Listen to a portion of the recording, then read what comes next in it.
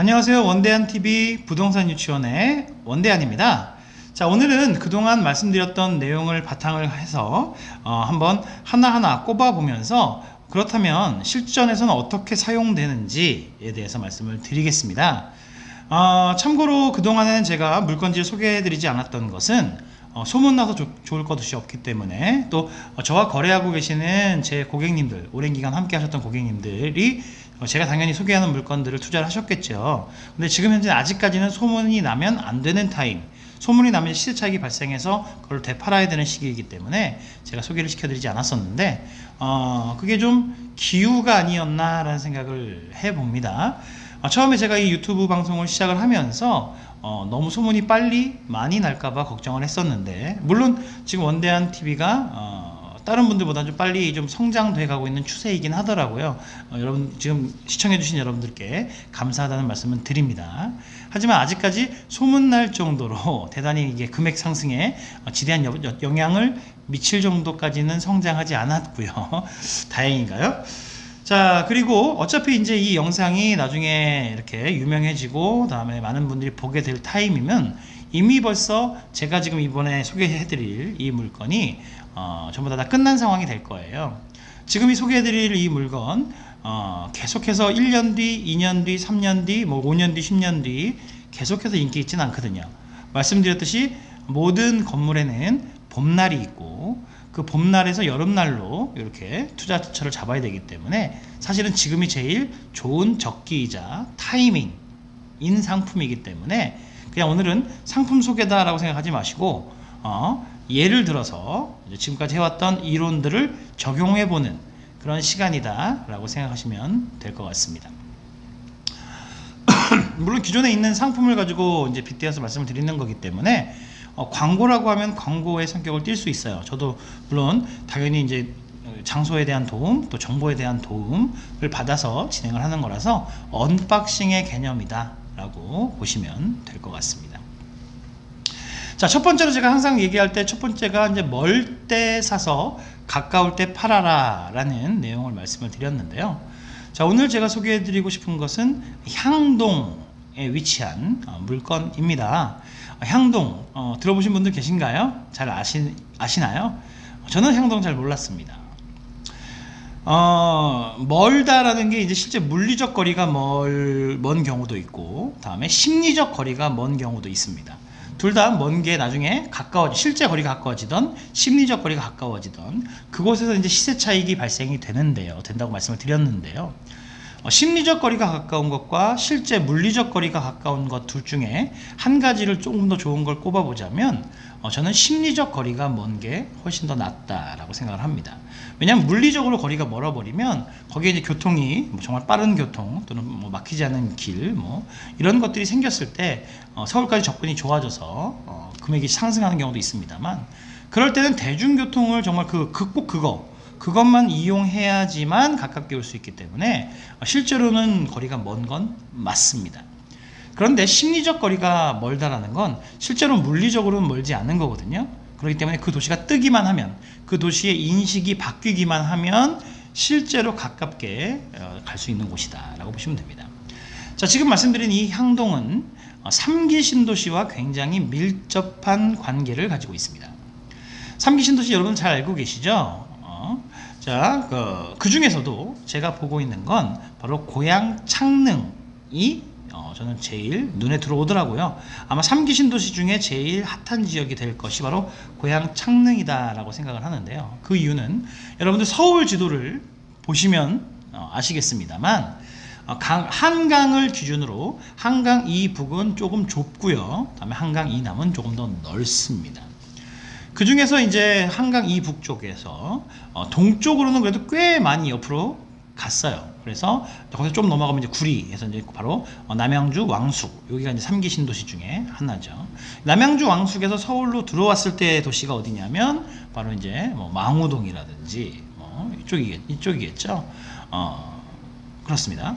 다음에 서남쪽으로 보자면 인천 대장 이쪽 지역인데, 거기도 들어왔을 때의 도시를 보시면 느낌이 오실 거예요. 자, 그런데 서북쪽으로 놓고 보자면 바로 서울의 끝자락이 바로 상암동입니다. 상암동. 그래서 아마도 지금 현재 3기 신도시가 만들어지는 이쪽의 지역들 중에서 서울과 인접했을 때 서울이 제일 잘 나가는 서울 또는 뭐 제일 잘 자리를 잡은 서울 이런 것들을 보자면 아마도 상암동이 제일 앞서지 않을까 생각합니다. 그리고 이제 상암동을 벗어나면 고양시죠. 고양시인데 일산은 한참 더 들어가서 있어요. 그래서 이 창릉이 고양시이긴 하지만 서울 쪽에 좀 더 가깝습니다.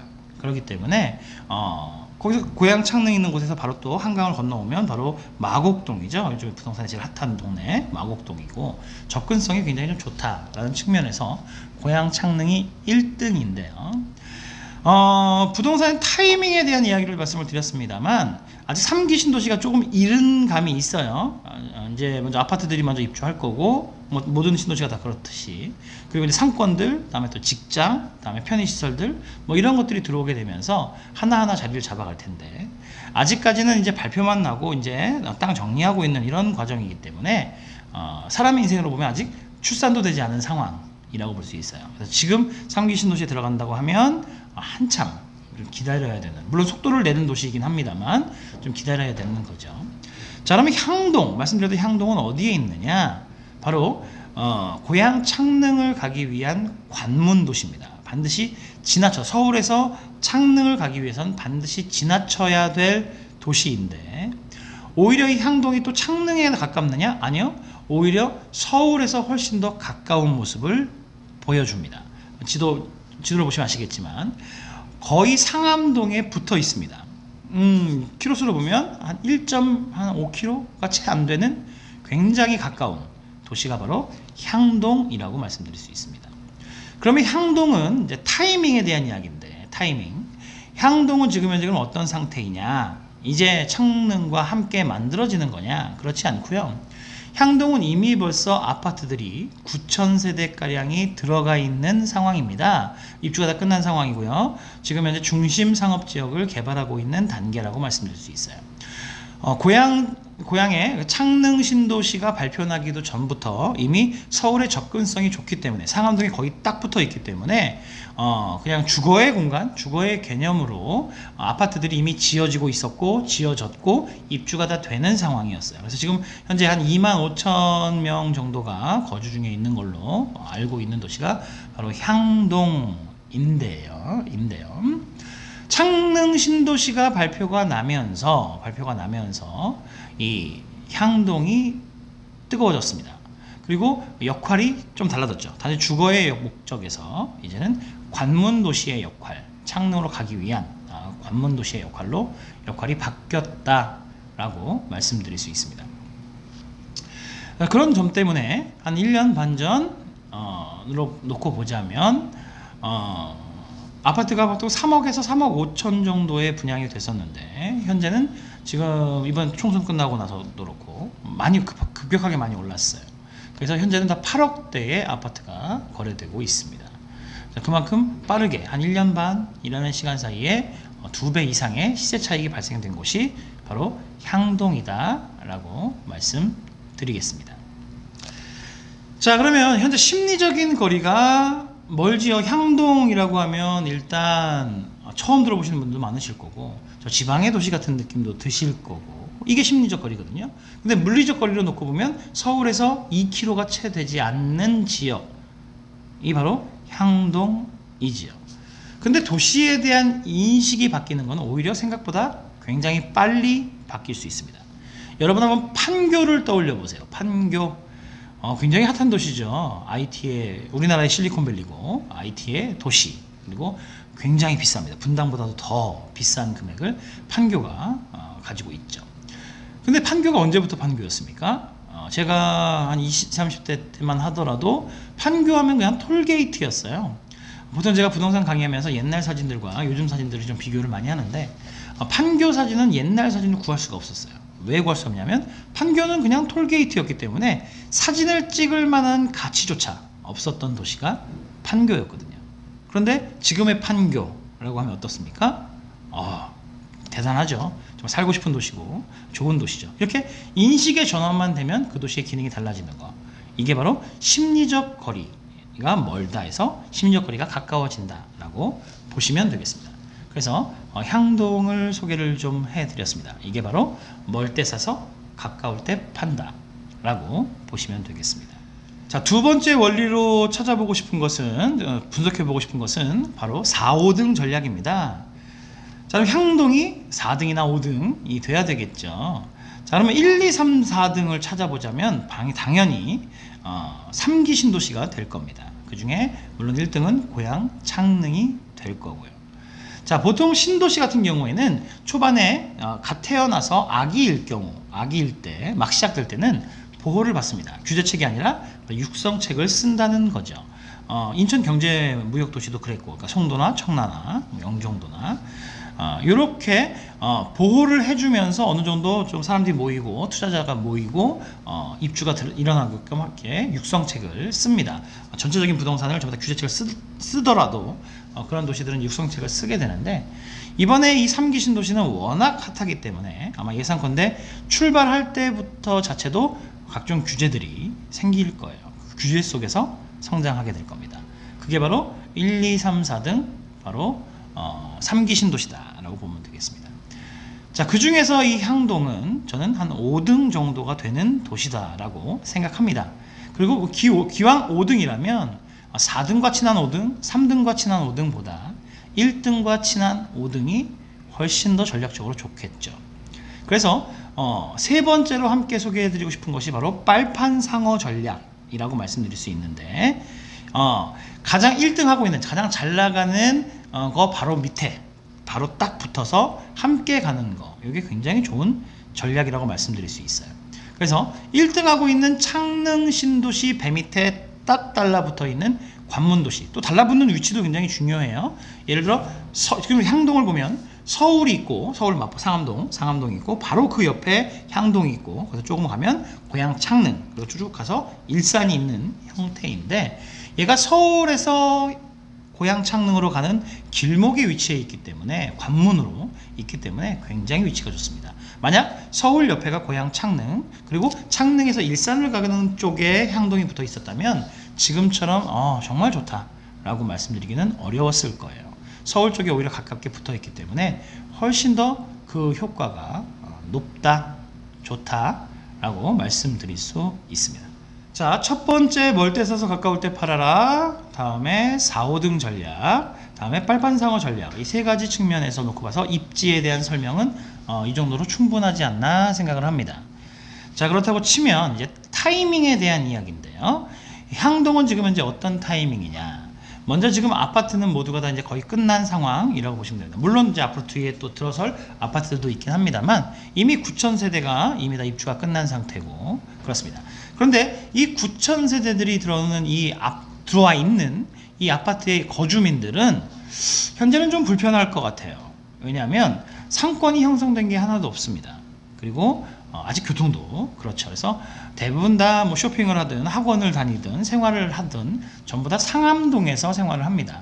그리고 아니면 물건을 살 때 고향 스타필드점을 주로 이용을 하시고 있을 거예요. 자, 지금 단계는 이제 이 향동이 지도를 보시면 아시겠지만 이렇게 길게 생긴 자리에 가운데 중심 상권이 있습니다. 그 중심 상권이 만들어지고 있는 시기가 바로 현재 향동의 시기다라고 말씀드릴 수 있어요. 자, 아파트 같은 경우에는 앞으로 좀 많은 어려움들이 예상이 됩니다. 8월 달부터 시작되는 이제 전매 제한을 비롯해서 각종 규제책들이 계속해서 쓰여지고 있었죠. 앞으로 조금 더 많이 힘들어질 거다라는 말씀을 좀 드려보는데, 자, 지금 현재 얘는 그러면 그 타이밍에 어디에 들어가야 되느냐? 바로 말씀드렸던 중심 상권이 매우 유리하다라는 말씀을 드릴 수 있는데요. 이번에 지어지는 이 중심 상권에 대림건설에서 총 6개 블럭에 6개 건물들을 짓습니다. 6개 블럭을 짓습니다. 그런데 그 중에서 1층부터 3층까지가 상가고요. 다음에 4층부터 15층까지가 오피스 건물로 자리를 잡게 됐어요. 굉장히 좋은 전략이다라고 생각합니다. 여러분 흔히 이제 한때 한 2, 3년 전에 유행했던 지식산업센터를 좀 떠올려 보셔야 될 텐데요. 지산의 모습과 굉장히 많이 닮아 있습니다. 하지만 얘는 지식산업센터가 아니라 섹션 오피스로 주로 구성이 되어 있다라고 말씀드릴 수 있습니다. 자, 그럼 지식산업센터와 섹션 오피스 어떤 차이가 있느냐? 자, 지식산업센터는 우선적으로 중심상업지역에는 들어설 수가 없어요. 대개가 다 자족시설에 들어서기 때문에 여기서는 좀 거리가 있지만, 자, 그럼 이 대림건설에서 짓는 DMC 스타비즈 같은 경우에는 바로 여기서 나오자마자 위치해 있는 중심상업지역에 들어선다라고 보시면 됩니다. 근데 얘가 지산과 왜 닮았느냐? 바로 업무 편의시설이 지산과 거의 똑같습니다. 지산의 장점들을 모두 다 흡수했다는 점이 굉장히 좀 저는 마음에 들더라고요.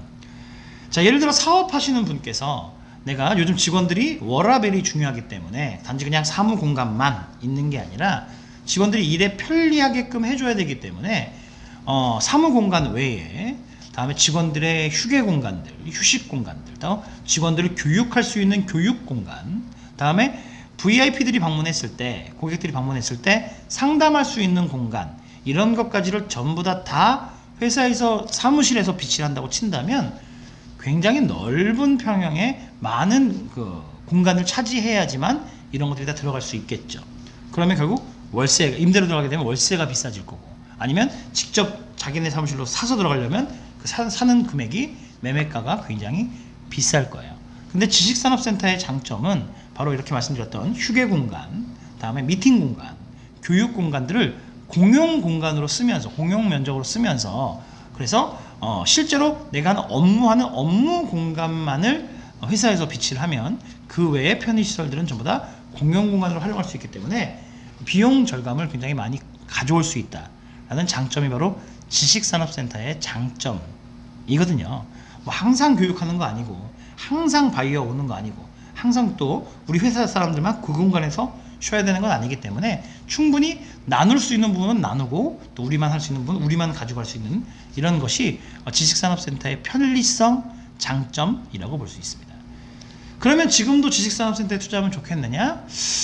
물론 지역에 따라 다를 수 있습니다만, 요즘에 지식산업센터가 잘 된다 했기 때문에 SK건설, 대우건설, 그리고 현대건설이 거의 경쟁적으로 각 신도시마다, 각 도시마다 굉장히 많은 수의, 굉장히 대단지에 지식산업센터를 지어온 것이 사실입니다. 그러다 보니까 공급이 과잉이 될 수밖에 없겠죠. 자, 그런 측면에서 경쟁이 있는 곳은 좀 좋지 않을 텐데, 이 향동은 이 중심상업지역 뿐이 없어요. 그래서 지식산업센터가 들어오지 않습니다. 현재까지 계획으로는. 그런 측면에서도 매우 매력적이죠. 자, 이 중심상업지역에 예를 들어 그냥 상업 건물로, 상업시설로 1층부터 끝에까지 쭉 졌다. 그 또한도 좀 매력이 없다라고 봅니다. 자, 혹시 슬세권이라고 얘기 들어보셨나요? 슬세권. 역세권은 알고 계시죠? 여기서 가까운 걸 역세권이라고 하잖아요. 그러면 뭐 스세권, 스타벅스 가까이 있는 거, 뭐 맥세권, 맥도날드 가까이 있는 거, 뭐 이렇게 숲세권, 숲이 가까이 있는 거, 이런 거죠. 자, 슬세권은 뭐냐면 슬리퍼를 신고 직장에 출근하고, 슬리퍼를 신고 쇼핑하고, 슬리퍼를 신고 퇴근하는, 요즘 업무할 때 전부 다 슬리퍼 신고 일하잖아요. 그렇게 지역 내에서 좀 더 움직여진다. 자족도시의 다른 말이 바로 슬세권이라고 볼 수 있는데, 자, 기존에 창릉 신도시가 없었다면 향동은 단지 그냥 배드타운이었을 거예요. 그런데 창릉 신도시의 관문도시이자, 다음에 또 상암동을 봐야 돼. 상암동에 붙어있는 도시가 바로 향동인데, 상암동에 많은 기업들이 들어가 있죠. 특히 방송 관련된 기업들이 많이 들어가 있습니다만, 자, 그 기업들의 특징을 보면 이미 지어진 건물에 세를 들어간 게 아니라 다들 본사 건물을, 땅을 분양받아서 거기에 자기네가 맞게끔 본사 건물을 지은 형태가 상암동입니다. 그러다 보니까 수많은 기업들의 본사들이 전부 다 상암동에 위치해 있는데, 그 이야기는 그 기업에 대한 건물들만 있다는 얘기예요. 근데 하나의 기업들은 자기네만 혼자서만 사업을 하는 게 아니라 반드시 연계된 하청업체라든지 협력업체라든지 이런 것들이 유기적으로 함께 얽히고 설켜야지만 하나의 기업으로 움직여집니다. 더 많은 협력업체들을 보유하고 있게 되는 거죠. 근데 상암동은 다 본사 건물들만 있기 때문에 이 협력업체들이 들어갈 수 있는 작은 규모의 사무실들이 없습니다. 그래서 대부분 상암동과 거래하는 협력업체들은 여의도에 사무실을 두고 있거나 아니면 광화문 쪽에 사무실을 두고 있는 게 현재의 모습입니다. 그런 틈새를 바로 상암동과 바로 옆에 붙어있는 이 향동의 중심상업지역에 오피스 건물을 둠으로 해서 섹션 오피스를 둠으로 해서 현재 광화문과 여의도로 퍼져 있는 그 협력업체들을 유도할 수 있는 자리가 되고, 향동 입장에서도 자족 도시로서 일자리와 거주와 쇼핑을 한 번에 해결할 수 있는 굉장히 좋은 전략이다 라고 이해할 수 있습니다. 그것들이 바로 중심상업지역에 들어오는 거고, 그게 바로 지금 소개해드리고 있는 DMC 스타비즈다 라고 말씀드릴 수 있습니다.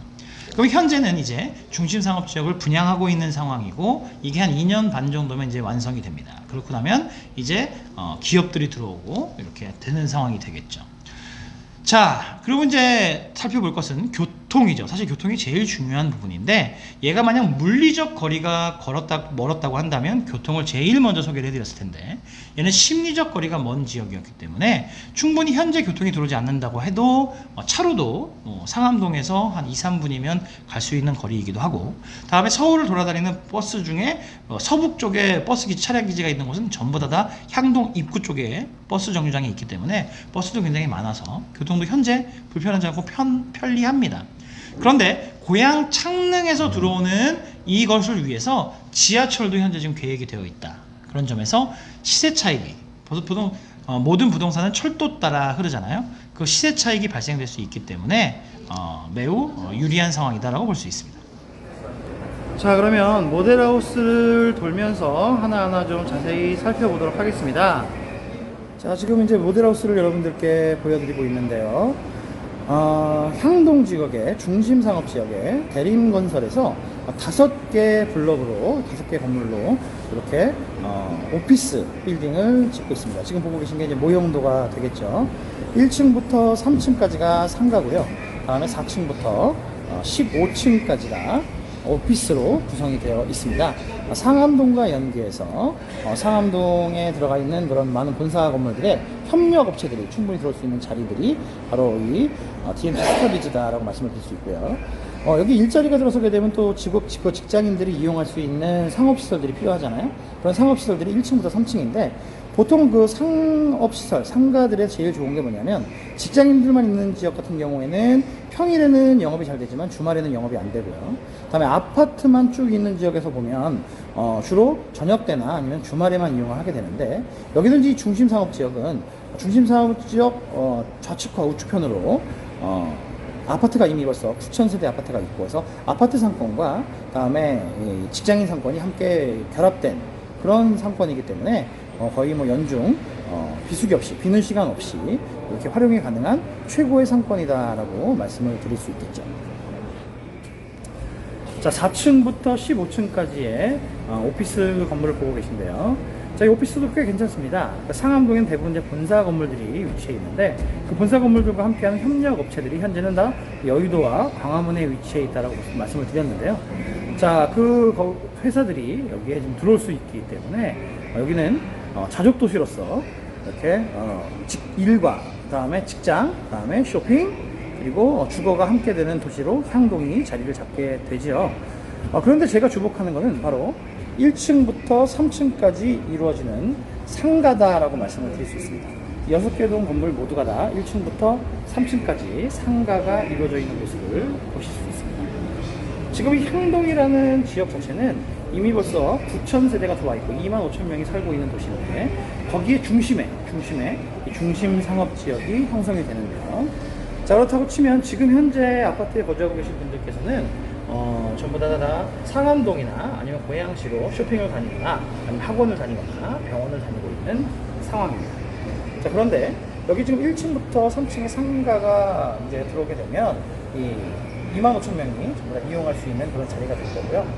그 중에서도 여기는 다 아파트이기 때문에 그 아이들의 학원 또는 병원, 또는 피트니스 뭐 이런 것들이 들어오게 됐을 때 여기는 정말로 독점 상권으로 활용이 가능하고, 특히 병원이라든지 뭐 학원 같은 경우에 들어오게 되면 거의 공실 없이 안정적인 수익을 만들어낼 수 있는 자리가 바로 이 향동의 중심 상권이다라고 말씀드릴 수 있죠.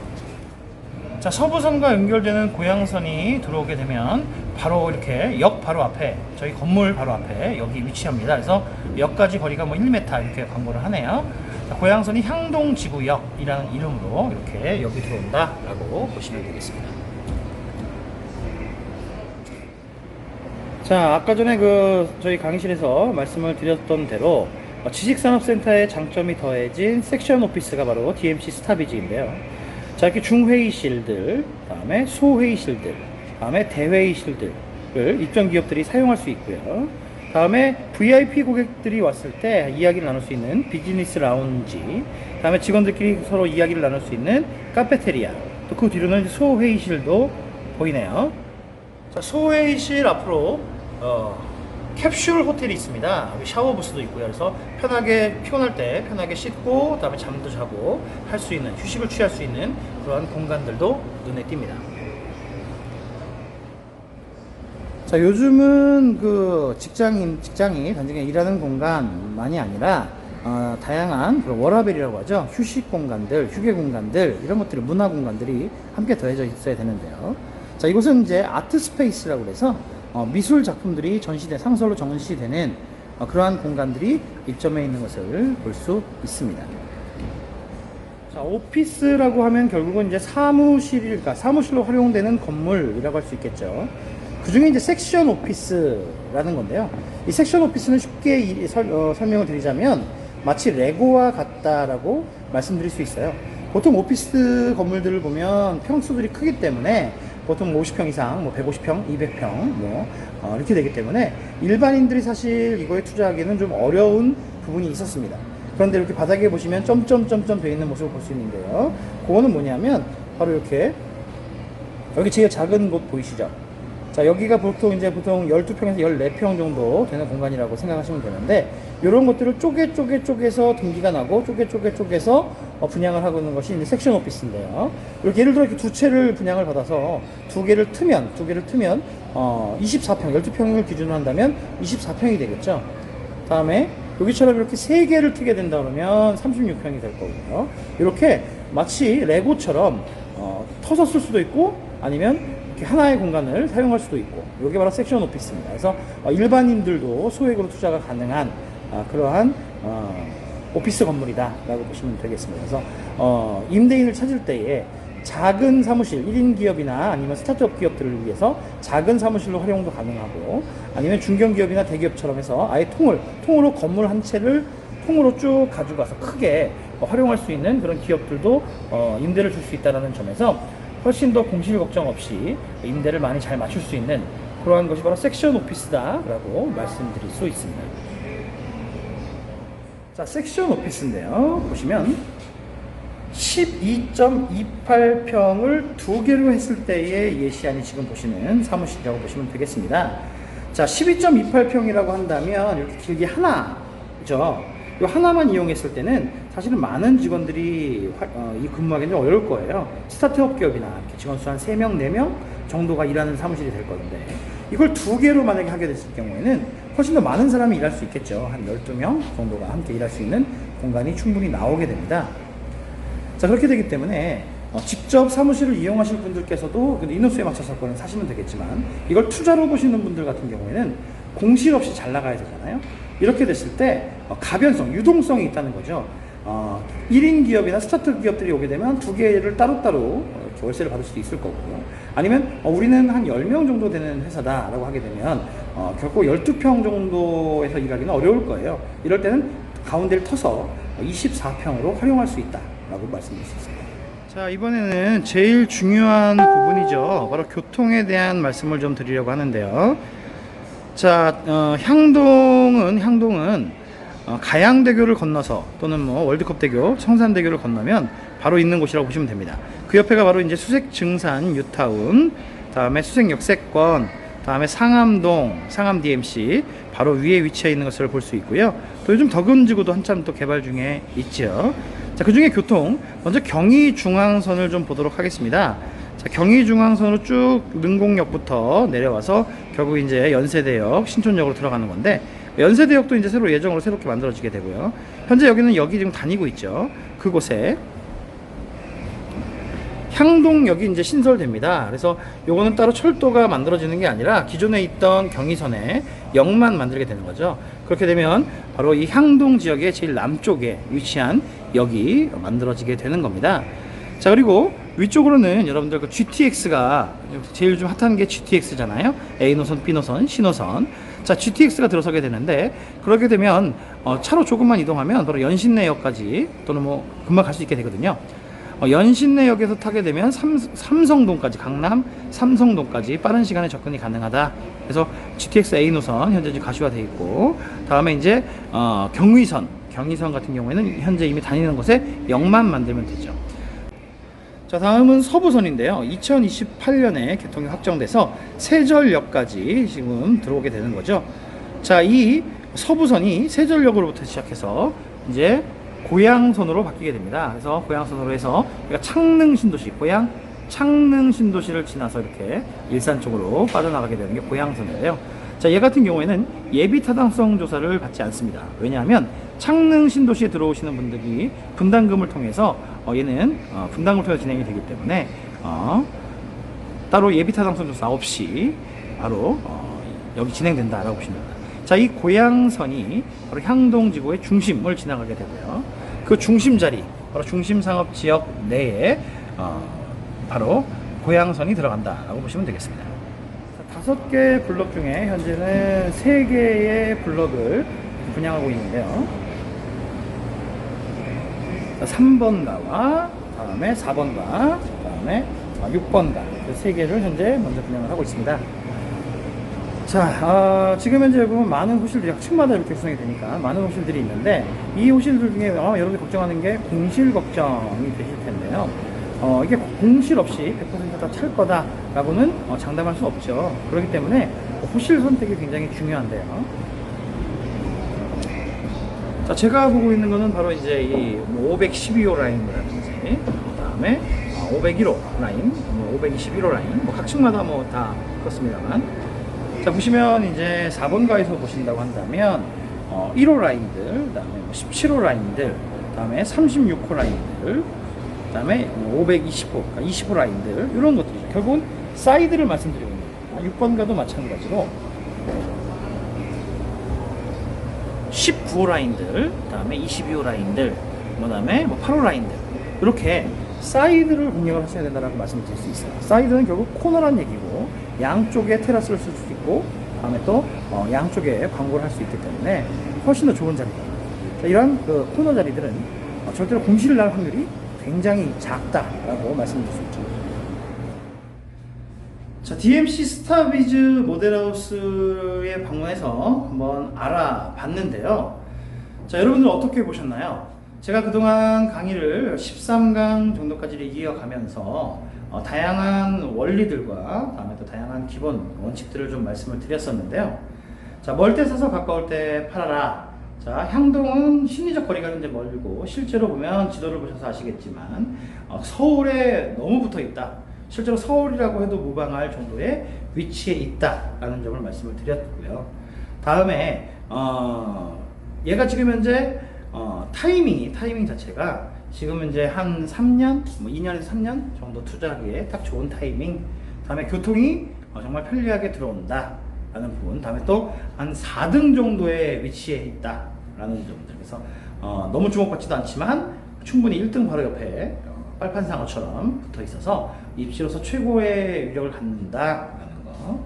다음에 아파트, 오피스텔 요즘 많이 힘들죠. 하지만 오피스 건물로, 특히 독점적으로 이용되는, 주변에 지산이 없는, 경쟁이 없는 곳에 정말 필요한 시설들이 알차게 구성이 돼서 주민들은 주민대로 상권을 편하게 이용할 수 있으면서, 다음에 또 상암동과 연계된, 상암동에 있는 많은 입주 기업들과 협력 업체로 되어 있는 그런 곳들이 들어와서 일하기도 좋은, 그래서 서울 접근성도 뛰어나서 업무 보기가 되게 편리한 시설에 5개의 건물로, 5개의 블록으로 대림건설에서 지어서 분양을 하고 있는 그러한 곳이 바로 DMC 스타비즈다라고 이해할 수 있습니다.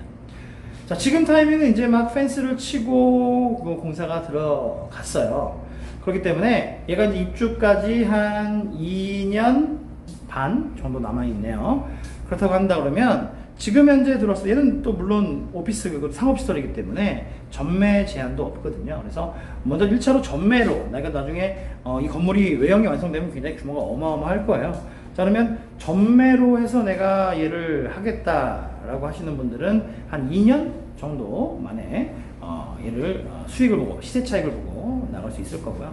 다음에 기업들로부터 내가 안정적으로 월세를 받겠다 하시는 분들은 어쨌든 출구 전략을 세우고 들어가야 되니까, 그러면 서부선이 개통되는, 고양선과 서부선이 연결돼서 개통되는 한 2028년 정도쯤에 그때 매매를 하시는 것도 굉장히 많은 차익을 누릴 수 있겠죠. 그러면서 중간에 바로 월세를 또 안정적으로 받을 수 있다라는 점이 될 수 있을 거고요.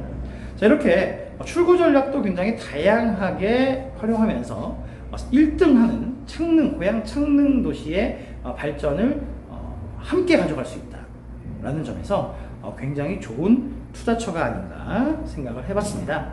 자, 지금 바로 이제 이 영상을 올리고 나서 보고 계시는 분들께서는 저는 예상컨대 정말 그 사이드 오실들, 잘 나가는 사이드 오실들은 한 3달 안에는 전부 다 팔려 나갈 거다라고 관측하고 있거든요. 그렇기 때문에 이 영상을 올린 시점에서 3달 정도 되는 시점 이내에 시청하시는 분들께서는 이 물건은 놓치지 않고 함께 가져가시는 것도 좋은 방법이 될 수 있을 것 같고요.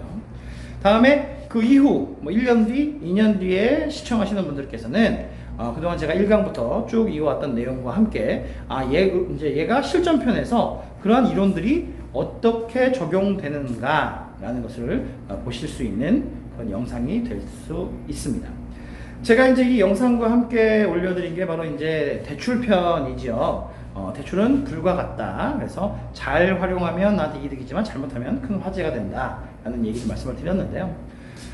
부동산 투자는 결국 시간과 신용이 더해져서 만들어지는 마법이지요. 자, 그런 측면에서 지금 현재 주택 같은 경우에는 40% 정도 대출 나오는 것도 쉽지 않은 상황이죠. 자, 그런데 얘는 중도금 60%는 뭐 그냥 나오는 거고, 신용도에 따라서 70%까지도 충분히 대출이 나올 수 있기 때문에 자기 비용률을 좀 줄이면서, 그러면서 보다 더 큰 차익과 월세들을 만들어낼 수 있는 좋은 전략이 되지 않을까 생각합니다. 자, 지금까지 원대한 TV의 원대한이었고요. 부동산 유치원이라는 시간에 실전편을 좀 말씀을 드렸습니다. 자, 앞으로도 요즘 부동산 상황이 녹록지 않습니다. 그죠? 그래서 제가 앞으로도 그렇게 녹록지 않은 부동산 상황에서도 나의 그런 투자, 다음에 또 돈을 불려나가는데 도움이 될 수 있는 것들을 꾸준히 찾아보고 또 여러분들과 함께 공유하도록 하겠습니다. 투자라는 건 결국 일맥상통한 부분이 있거든요. 그래서 부동산이든 아니든 결국 저는 현물 투자, 현물로 투자할 수 있는 것들 중에 이득이 될 수 있는 것을 꾸준히 발굴해내고 여러분들께 소개해 드리도록 하겠습니다. 감사합니다.